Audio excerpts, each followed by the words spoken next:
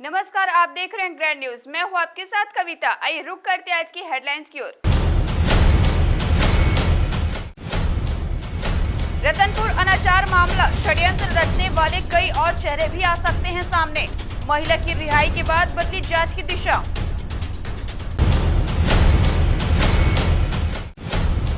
और गंगा दशहरा के जरिए कैदी परिवार ने दी बच्चों को 11 दिवसीय वेद वेदांत की शिक्षा, संस्कारवान बनाने की पहल। बिलासपुर की महत्वपूर्ण खबरों एवं गतिविधियों को जानने के लिए हमारे ग्रैंड न्यूज चैनल के यूट्यूब व फेसबुक को लाइक, सब्सक्राइब, फॉलो और शेयर जरूर करें। और अब खबरों को देंगे विस्तार। कार्यकर्ताओं को उत्साहित करने भाजपा कार्यालय में बूथ लेवल अधिकारियों की बैठक हुई। मंगलवार को आयोजित इस बैठक में भाजपा पदाधिकारी ने कार्यकर्ताओं को बूथ पर किस प्रकार कार्य करना है ताकि ज्यादा से ज्यादा सदस्य जुड़ सके, इसकी जानकारी दी गई। इस दौरान मंडल और बूथ पदाधिकारियों के सवालों का जवाब भी दिया गया। पदाधिकारियों ने बताया, चुनाव जीतने सभी को मिलजुल कर कार्य करना होगा, खासकर बूथ लेवल को मजबूत करना होगा। इसके लिए बूथ अधिकारियों कार्यकर्ताओं को टिप्स दिए गए। सभी विभागों के संविदा कर्मचारियों ने नियमितीकरण की मांग को लेकर कलेक्ट्रेट का घेराव किया। उनका कहना है कि कांग्रेस सरकार पे बनने से पहले उसने अपने घोषणा पत्र में संविदा कर्मचारियों को नियमित करने की मांग की थी, लेकिन सरकार को बने 4.5 साल हो गए हैं। अब तक उनकी मांगों के बारे में कोई विचार नहीं किया गया है। इससे पहले संविदा कर्मचारी अपनी मांगों के समर्थन में कई चरणबद्ध आंदोलन कर चुके हैं। संविदा कर्मचारी इस बार आर पार की लड़ाई के मूड में हैं। कलेक्ट्रेट के गेट में कलेक्टर की ओर से एक डिप्टी कलेक्टर ने उनका मांग पत्र ग्रहण किया। अधिकारी का कहना है कि उनकी मांगों को मुख्यमंत्री तक भेज दिया जाएगा। माननीय मुख्यमंत्री महोदय और स्वास्थ्य मंत्री महोदय के द्वारा अनियमित कर्मचारियों को राज्य सरकार बनने से पूर्व आश्वासन दिया गया था कि 10 दिवस के भीतर हम आप सभी को नियमित करेंगे, परंतु आज 4.5 वर्ष निकलने के पश्चात भी इस विषय में न सोचा जा रहा है, न कुछ किया जा रहा है, बल्कि एक हंसी के पात्र बन के हम रह गए हैं। मजाक का विषय बना लिया गया है और 1,80,000 जो हमारे कर्मचारी साथी हैं वो इस दिन का इंतजार करते करते आज थक चुके हैं। समय सीमा की बैठक मंथन सभा कक्ष में हुई। कलेक्टर सौरभ कुमार ने सबसे पहले गौठानों में बन रहे वर्मी कंपोस्ट बनाए जाने के बारे में पूछा। गोबर की खरीदी को लेकर सभी एसडीएम, तहसीलदार, गौठान प्रभारियों से एक-एक कर जानकारी ली। इसके बाद मुख्यमंत्री के बेलपान बेलतरा सीपत मस्तूरी में ग्रामीणों द्वारा मुख्यमंत्री को दिए गए आवेदनों के निराकरण के बारे में पूछा तो अफसर बगले झांकने लगे।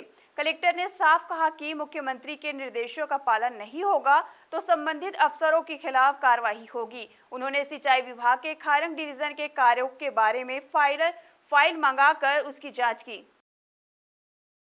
शासन की जो गोधन न्याय योजना है वो बहुत ही महत्वपूर्ण योजनाएं हैं।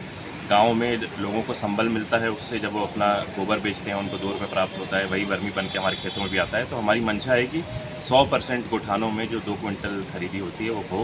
उसी के संबंध में प्रेरित किया लोगों को कि ज़्यादा से ज़्यादा किसानों को जोड़ें योजना से और सुनिश्चित करें कि पूरा का पूरा गोधन गौठान में खरीदा जाए। इसको छोड़ के जो माननीय मुख्यमंत्री जी भेंट मुलाकात में निर्देश दे के गए हैं, घोषणाएँ करके गए हैं, उनकी भी किस स्थिति पे वर्तमान में क्रियान्वयन हो रहा है उसकी भी जानकारी ली गई। गोड़पारा निवासी वरिष्ठ पत्रकार मुकेश आनंद की पहली पुण्यतिथि चिंगराजपारा स्थित हनुमान मंदिर में मनाई गई।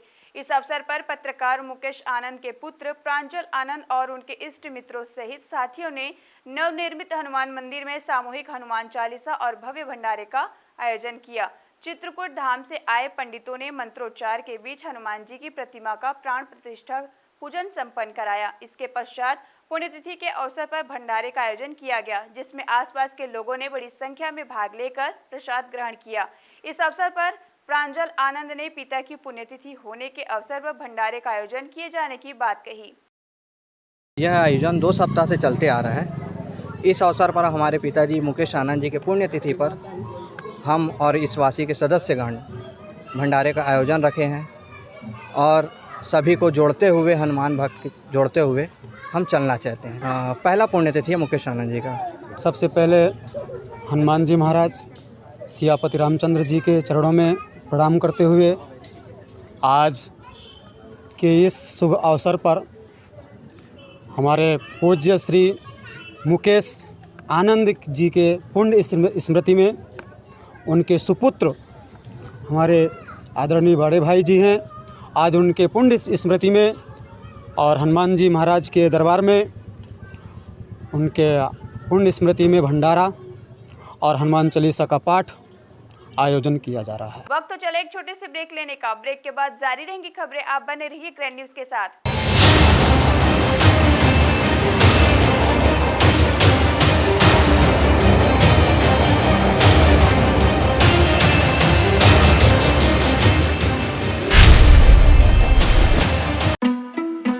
जिंदगी है तो उम्मीदें हैं, और जब उम्मीदें रंग लाती हैं तो एक छोटू सा कपड़ा डोरी पे टंग जाता है।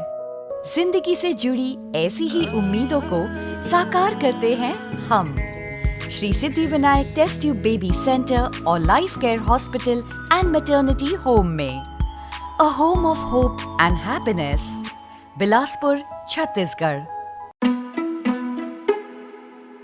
जिंदगी है तो उम्मीदें हैं, और जब उम्मीदें रंग लाती हैं तो शरारतें पेट में गुदगुदाती हैं। जिंदगी से जुड़ी ऐसी ही उम्मीदों को साकार करते हैं हम Shri Siddhi Vinayak test tube baby centre और life care hospital and maternity home में। A home of hope and happiness, Bilaspur, Chhattisgarh. मंजिलें हों चाहे जितने, पर राह सबकी एक। Doctor CV Raman university, Kargi road, Kota, Bilaspur.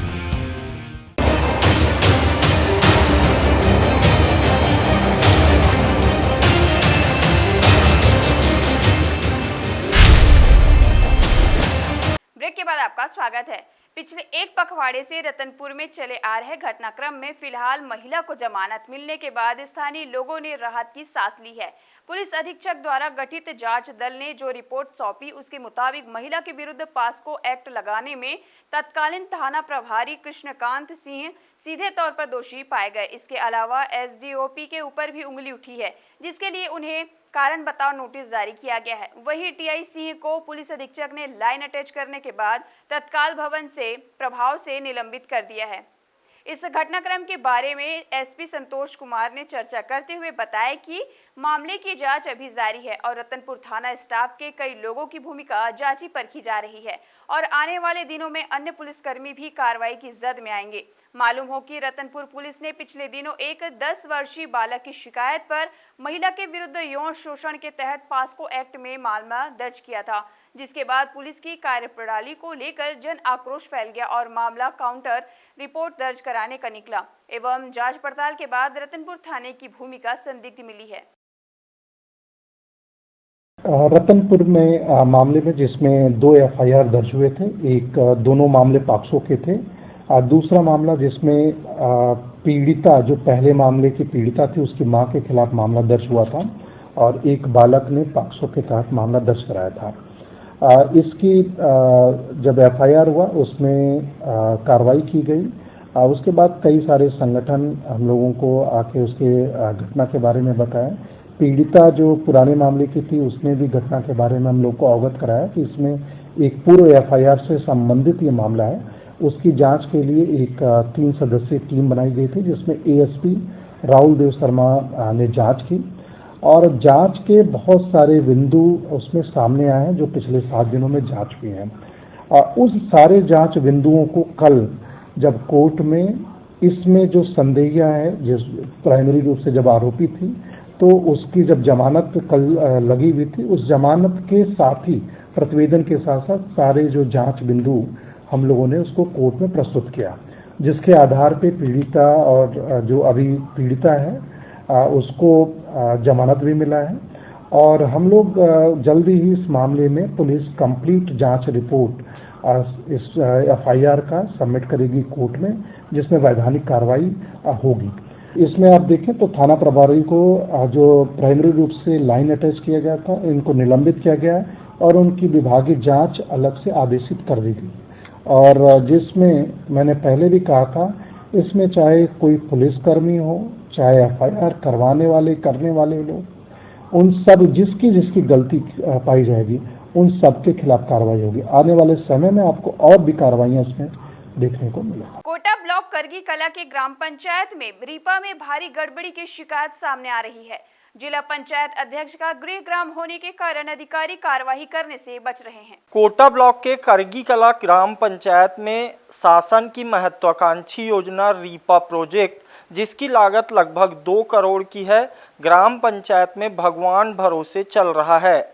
शनिवार को आंधी तूफान चलने पर प्रोजेक्ट की प्रशिक्षण केंद्र की बिल्डिंग के सभी शेड हवा में उड़ गए, जो इस कार्य की गुणवत्ता की पोल खोल रहे हैं।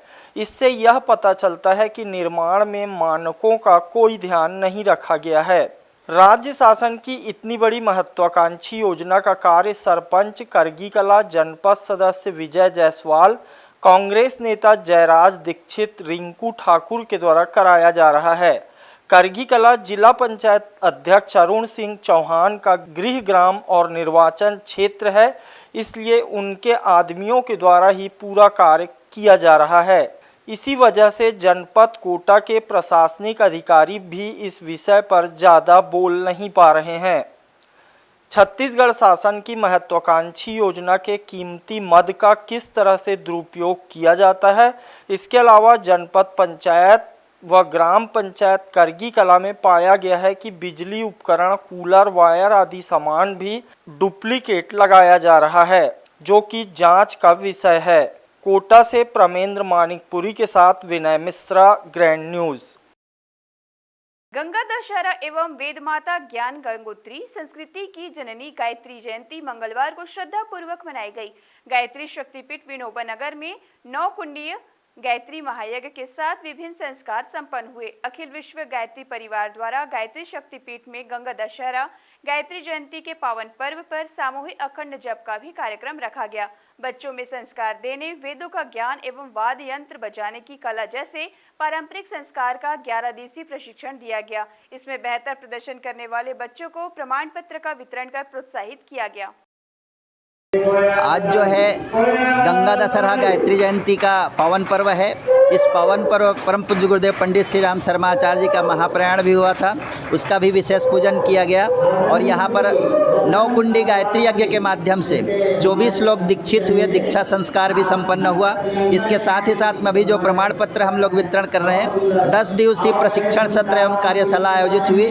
इसमें गांव-गांव से लोग आए हुए थे प्रशिक्षण लेने के लिए, जिसमें उन लोगों को ढफली सिखाया गया, युग संगीत सिखाया गया। कोनी थाना क्षेत्र के ग्राम रमतला स्थित शासकीय जमीन को अपना बताकर गोल बाजार निवासी मोहम्मद आरिफ को 28 लाख रुपए में बेचने का सौदा कर ठगी करने वाले विवेकानंद नगर निवासी प्रवीण पाल को कोनी पुलिस ने आज उसके घर से गिरफ्तार कर लिया है।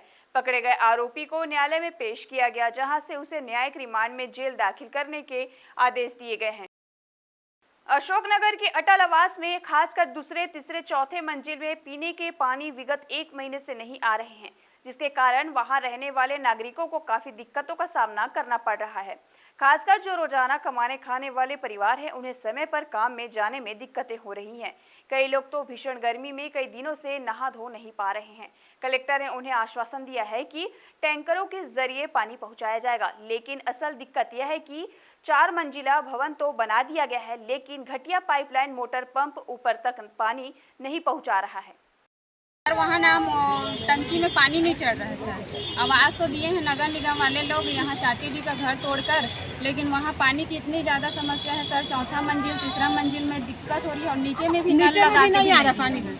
नीचे में भी ऐसा है कि चलो हम नीचे से ले लेते तो नीचे में भी नल नहीं लगा है। पीने के पानी की भी सुविधा नहीं है, टंकी का पानी पी रहे हैं, बहुत परेशान, मतलब पीने का भी नहीं मिल रहा है और ऊपर से भी मतलब टंकी में भी पानी। सर हम लोग को भी पानी की समस्या, हम लोग से भी अटल आवास से ही आए हैं। नया जो अटल आवास दिया सरकार, अभी साल भर हो गया हम लोग रहते वहाँ, साल भर से हम लोग को बहुत पानी की दिक्कत है। ऊपर से पानी की सप्लाई हो रहा है, ना नीचे से पानी मिल रहा है। बच्चे लोग को लेकर हम लोग इधर भाग रहे उधर भाग रहे पानी की समस्या के लिए, प्लस पानी पीने का भी पानी का साधन नहीं दे रहे सरकार। ऊपर से टंकी पानी पियो, बोला कैसे पियेंगे बताइए टंकी पानी। तो ये थी हमारी ग्रैंड न्यूज की तमाम खबरें। अगले बुलेटिन में आपसे फिर होगी मुलाकात, तब तक के लिए पूरी टीम के साथ कविता को दीजिए इजाजत। नमस्कार।